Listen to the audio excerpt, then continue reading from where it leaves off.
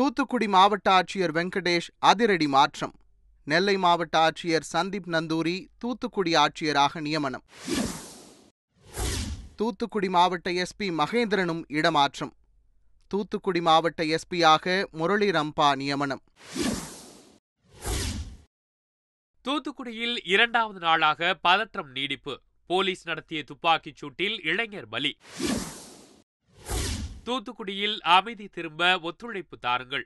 ஒலிபெருக்கி மூலம் பொதுமக்களுக்கு போலீசார் வேண்டுகோள். தூத்துக்குடி கலவரம் தொடர்பாக விசாரிக்க ஆணையம்.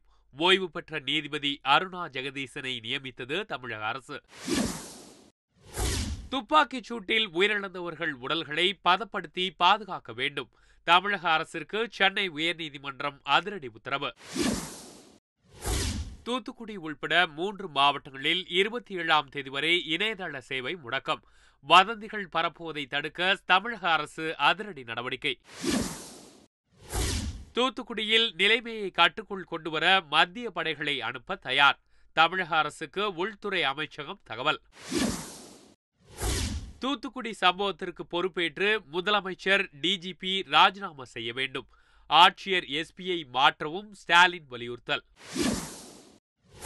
காவல்துறையின் வரம்பு மீறிய செயலை கண்டிப்பதாக ரஜினிகாந்த் கருத்து. காயமடைந்தவர்களை நேரில் சந்தித்து கமல்ஹாசன் ஆறுதல்.